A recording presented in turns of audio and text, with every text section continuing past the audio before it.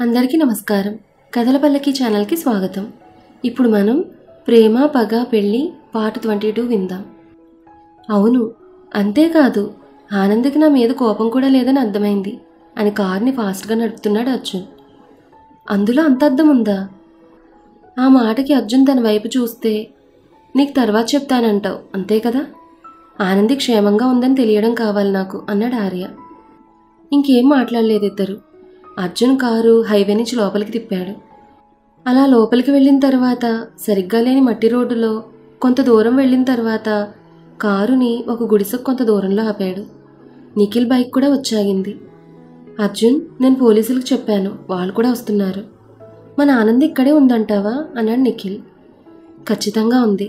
పోలీసులకు చెప్పి మంచి పని చేశావు, కానీ మనం చెప్పే వరకు లోపలికి రావద్దని చెప్పు. వాళ్ళని చూసి ఆనంద్ని ఏమైనా చేయడానికి చూస్తే ప్రమాదం. అలాగే అన్నాడు నిఖిల్. అనుకున్నట్టుగానే ముందుగా అర్జున్ ఆ ఇంటి తలుపు దగ్గరకు వెళ్ళాడు. తలుపు గడి తీసే ఉండడంతో చిన్నగా తెరిచి అక్కడే నిలబడి లోపలికి చూస్తున్నాడు. అసలు ఎవరూ తామున్న చోటు కనిపెట్టి వస్తారని ఊహించకపోవడంతో నోటికి గుడ్డ చుట్టి కాళ్ళు చేతులు కట్టి ఇంటి తలుపులు వేయకుండా బీరు సీసాలు తాగుతూ నిన్ను ఇష్టపడ్డానంటే నన్ను అర్జున్ కొట్టినంత పనిచేశాడు. నీ మీద పడిన జ్యూస్ తుడవడానికి చెయ్యేస్తేనే అంతలా రెచ్చిపోయాడు. ఇప్పుడు నీ ఒంటినంతా తడుముతూ కొరుకుతూ ఇంకా ఏమైనా చేస్తాను. వస్తాడా? అప్పుడు ప్రియురాలైనా కూడా అంతలా రెచ్చిపోయాడు. ఇప్పుడు భార్య కదా, ఇప్పుడెంత రెచ్చిపోతాడో. కానీ అంతా జరిగిపోయాక ఇంకేం చేస్తాడు? ఏం చేసి మటుకు జరిగిందని మార్చగలడు. అయినా ఇంకా ఇంత సుకుమారంగా కనిపిస్తున్నావేంటి? అసలు ముట్టుకుంటున్నాడా లేక కమిలిపోతావని ముట్టుకోకుండానే కాపురం చేస్తున్నాడా అని గట్టిగా నవ్వాడు ప్రకాష్. ప్రకాష్ వైపు అలాగే చూస్తోంది ఆనంది. అప్పుడు వచ్చినట్లుగా ఇప్పుడు ఎక్కడి నుంచి వస్తాడో నేను చూస్తాను. నన్ను అవమానించినందుకు వాడేం కోల్పోయాడో వాడికి తెలియాలి. నిన్ను చూసినప్పుడల్లా నేను నీతో గడిపిన విషయం గుర్తుకొచ్చి చిత్రహింస పడాలి వాడి మనసు. అప్పుడు కదా నాకు హాయిగా ఉంటుంది అంటూ ఆనంది దగ్గరకు వచ్చాడు. ఆనంది కళ్ళల్లో భయం కనపడడం లేదు. అలాగే తీక్షణంగా చూస్తోంది. ఏంటే అలా చూస్తున్నావు? నిన్న నీకు మత్తిచ్చి తీసుకొచ్చినప్పుడే నిన్నేమైనా చేయొచ్చు, కానీ నీకు మత్తు వదిలే వరకు ఎందుకు చూసానో తెలుసా? అది తెలుసుకోవాలనే కదా ఎప్పుడో మత్తు వదిలినా మెలకువ రానట్టుగా అలాగే పడున్నాను. ఇంకెంతసేపు అలా ఉండాలో అని తెలియక ఇంక నువ్వేం చెయ్యవని అర్థమై ఇప్పుడే లేచుకొచ్చున్నాను అని మనసులో అనుకుని బయటకు మాత్రం భయపడకుండా అలానే చూస్తూ ఉంది. ఏంటే అలా తినేసేలా చూస్తున్నావు? వస్తాడా రక్షించడానికి నీ మొగుడు అని ఆనంది భుజం మీద చేయి వేశాడు ప్రకాష్ వెకిలిగా నవ్వుతూ. వస్తాడు కాదురా, వచ్చాడు. తనకు మాత్రమే కాదు నీకు కూడా మొగుడినే. ముందు నాతో సరసాలాడు, ఆ తర్వాత ఓపికంటే తన దగ్గరకు వెళ్ళొచ్చు. ఏమంటావు అంటూ లోపలికొచ్చాడు అర్జున్. ఓహో, మొత్తానికి కనుక్కొని వచ్చావా? ఆనంది వైపు తిరిగి నీ మీద చాలా ప్రేమ ఉంది నీ మొగుడికి అన్నాడు ప్రకాష్ వెటకారంగా. నిజం చెప్పావురా, చాలా ప్రేమ ఉంది. నేను పువ్వులా చూసుకుంటున్న నా భార్యని నలిపేస్తా, కొరికేస్తా, ఇంకా ఏదేదో చేసేస్తా అంటే ఎలా ఊరుకుంటాననుకుంటున్నావు అని లాగిపెట్టి ఒకటి గట్టిగా వేశాడు అర్జున్. తాగున్నాడు. దాని తోడు ఊహించిన దెబ్బ అవడంతో కొంత దూరంలో పడ్డాడు ప్రకాష్. నిన్నేం చేస్తానో చూడు అని అర్జున్ ప్రకాష్ దగ్గరకు వెళ్ళేసరికి ఆనంది దగ్గరకు నిఖిల్ ఆర్య వెళ్ళి కట్లు విప్పారు. ఆ రోజు గొడవ ఎందుకని కొట్టకుండా ఆపాను, కానీ ఈ రోజు నీ ఇష్టం, చంపినా ఏమన్ను అంది ఆనంది కోపంగా. కానీ నీరసంగా ఉండడంతో మాత్రం మాట నెమ్మదిగా వస్తోంది. నువ్వు చెప్పాల్సిన పని లేదు మరదలి పిల్ల, వీడి పని నేను చెప్తాను అని చెడమడ ఆడించాడు అర్జున్. అర్జున్ స్పీడ్కి ఎదిరించి కొట్టే ఛాన్స్ దొరక్క తప్పించుకోవడానికి మాత్రమే చూస్తున్నాడు ప్రకాష్. దానితో అర్జున్ కొట్టిన దెబ్బలకు త్వరగానే స్పృహ తప్పి పడిపోయాడు. ఇంకా కొడితే చస్తాడు అని ఆర్య పట్టుకున్నాడు అర్జున్ని. అది చూసి ఆశ్చర్యపోతూ మీరెప్పుడు కలిసిపోయారు అంది ఆనంది. మా పాత గొడవలతో పాటు నీ కోసం మేము కొట్టుకుంటాం, కానీ మా కాంపిటీషన్ వస్తే మాత్రం కలిసి వాడి భరతం పడతాం అన్నాడు ఆర్య అర్జున్ వైపు చూసి కన్ను కొడుతూ. అర్జున్ కోపంగా చూశాడు. ఆనంది చిన్నగా నవ్వింది. అర్జున్ వైపు ప్రేమగా చూసింది. ఆనందిని చూస్తూ అర్జున్ పరిసరాలను మర్చిపోయాడు. ఇంకా పోలీసులు రాలేదని వీళ్ళు మాట్లాడుకుంటూ ఉండగా మెలకు వచ్చిన ప్రకాష్ వీళ్ళు తను గమనించడం లేదని తెలిసి పక్కనే ఉన్న ఒక ఇనుపరాడు తీసి ఆనంది తల మీద కొట్టబోయాడు. ఆఖరి నిమిషంలో అది చూసి ఆనందిని వెనక్కి తోశాడు అర్జున్. కానీ ఆ తోపుకు తను ముందుకు పడ్డంతో ఆనందికి బదులు అర్జున్ తలకు దెబ్బ తగిలింది.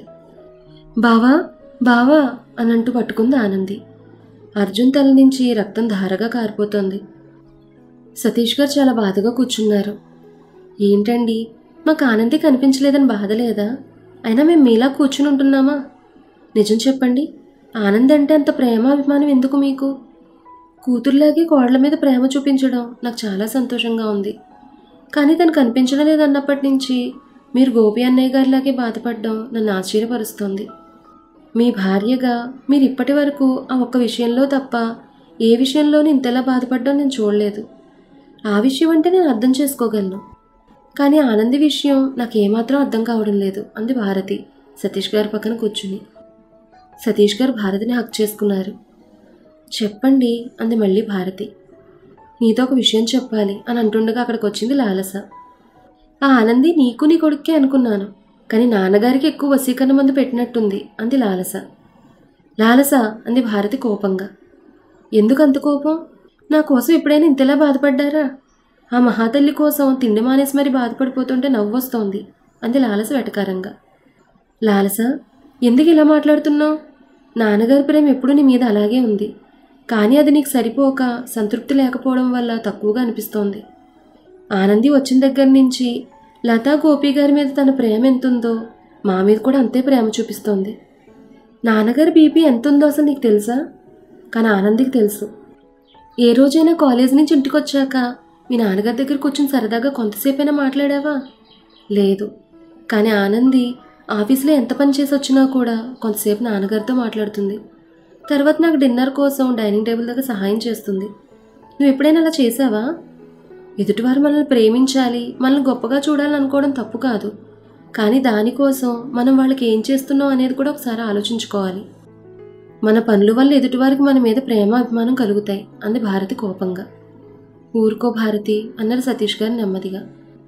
సినిమా సీరియల్లో లాగా ఆనంది దీన్ని ఏదైనా ఒక ప్రమాదం నుంచి రక్షిస్తే తప్ప ఆనంది విలువ దీనికి తెలియదేమో.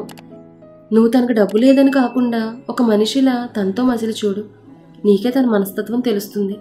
అప్పుడు మేము ఎందుకు ఇంత ఇలా బాధపడుతున్నామో కూడా అర్థమవుతుంది. తల్లి మాటలు విని కోపంగా వెళ్ళిపోయింది లాలస. అక్కడ ఆనంది ఇంట్లో ఎవరూ తిండి తినలేదు. శ్రావణి కడుపుతో ఉండడంతో బలవంతంగా తనకి ఏదో ఒక జ్యూస్ అయినా పడుతుంది లత. భయపడకండి, నేను అర్జున్ ఆనందిని తీసుకునే వస్తాం అని నిఖిల్ చెప్పినా కూడా మనసులో మాత్రం వాళ్ళకి భయంగానే ఉంది. బావా బావా అని పట్టుకుంది ఆనంది.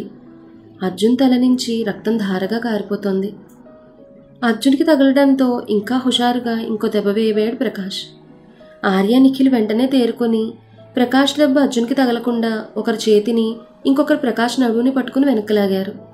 కానీ అతను పిచ్చుకోపంతో వదలనరా, వాడిని చంపాలి అని గింజుకోవడం చూసి గట్టిగా పట్టుకున్నారు. ఇంతలో అక్కడికి పోలీసులు వచ్చారు. అన్నయ్య, అర్జున్ అంది ఆనంది ఏడుస్తూ. ఏడవకు మరదలా అని అంటూ స్పృహ తప్పిపోయాడు అర్జున్. వెంటనే కారులో హాస్పిటల్ తీసుకుని వచ్చారు. ఆనంది డ్రెస్ నిండా రక్తం అంటుకునుంది. అప్పటికే ఈ విషయం ఇద్దరు కుటుంబాలకి తెలియడంతో అందరూ హాస్పిటల్ దగ్గరకు వచ్చున్నారు. వెంటనే అర్జున్ ఆపరేషన్ థియేటర్లోకి తీసుకుని వెళ్ళిపోయారు. ఆనంది అందరినీ చూసి ఏడుస్తూ నీరసంగా ఉండడంతో స్పృహ తప్పి పడిపోయింది.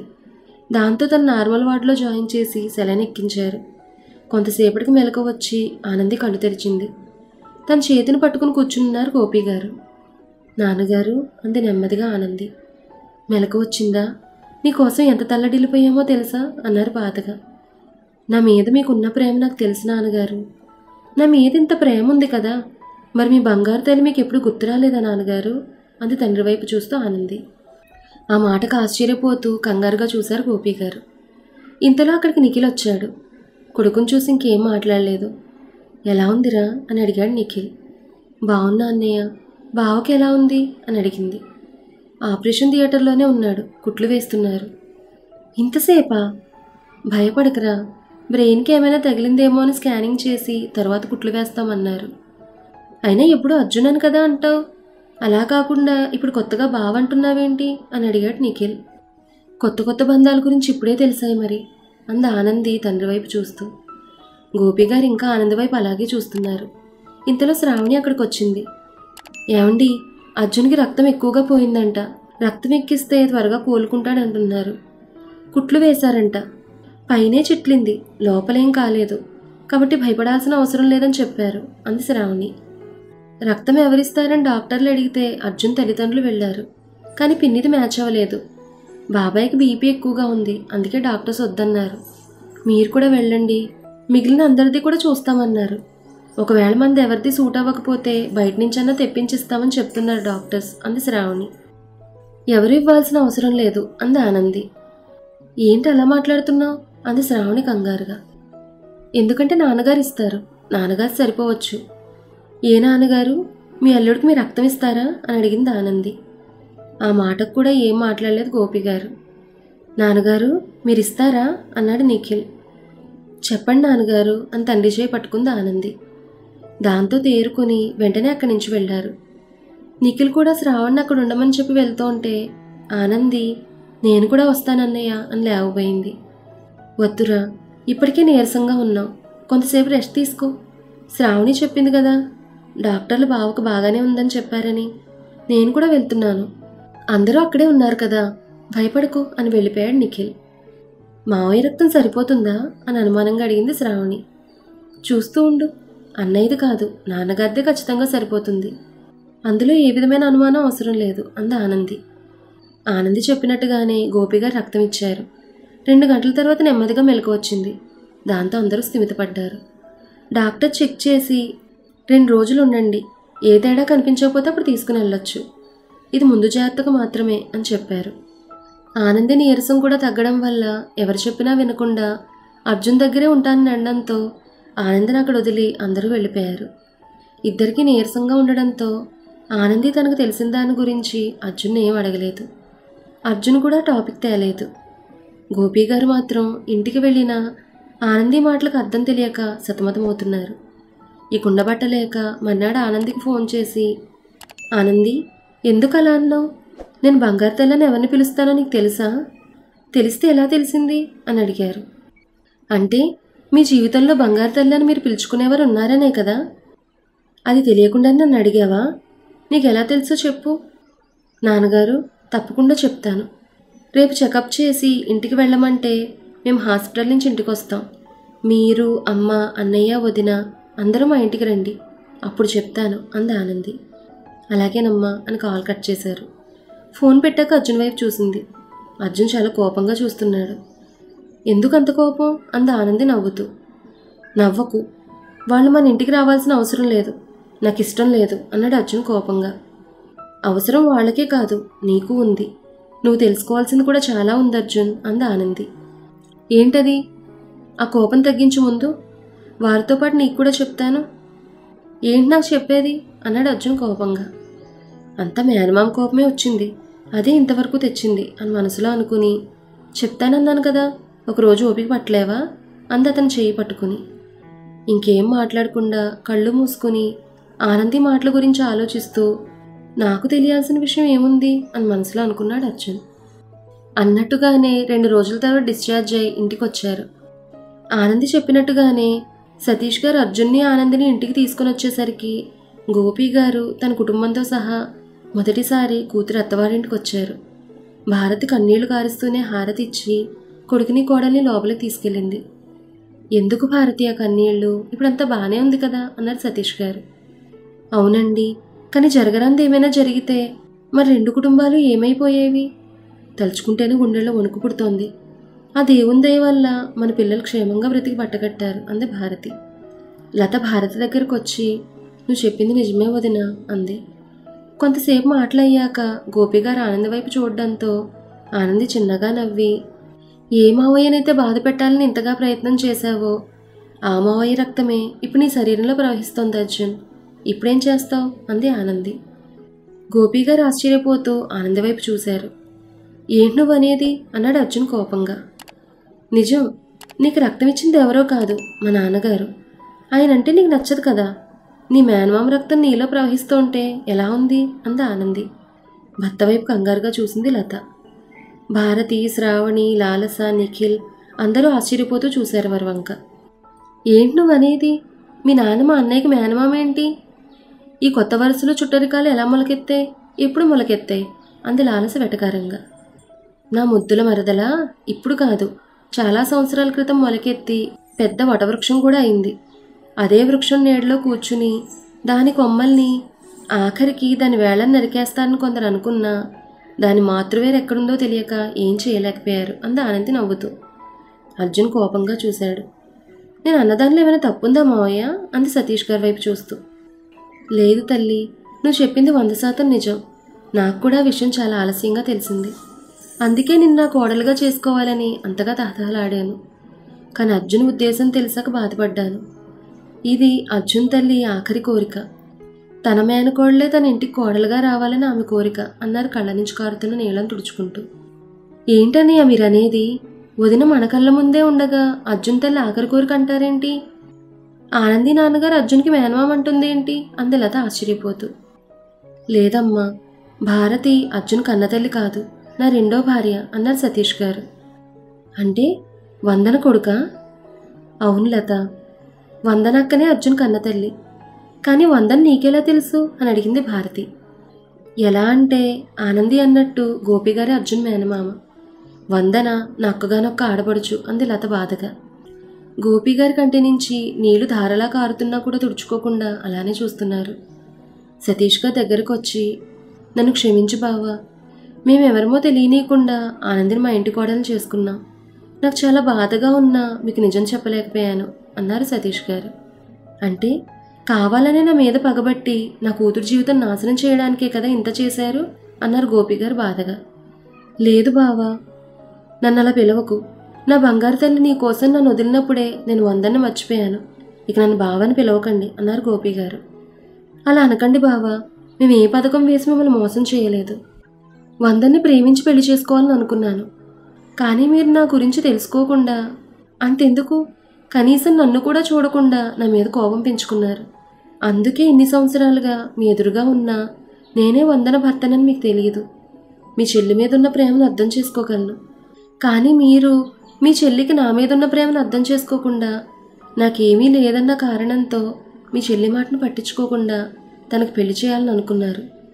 దానితో తప్పనిసరి పరిస్థితుల్లో వందన నాతో వచ్చేసింది. ఈ విషయాలన్నీ తెలియని వారు ఏంటిది అని ఆశ్చర్యపోతూ చూస్తున్నారు వీరి వంక. ఇన్ని రోజులు ఉన్న సస్పెన్స్ వీడిపోయింది కదా. అర్జున్ భారతి సొంత కొడుకు కాదు, సతీష్ గారు ముందు భార్య కొడుకు. ఆ వందన ఆనంది వాళ్ళ తండ్రి చెల్లెలు. కానీ అర్జున్ ఎందుకు మేనమా మీద అంత కక్ష పెంచుకున్నాడు?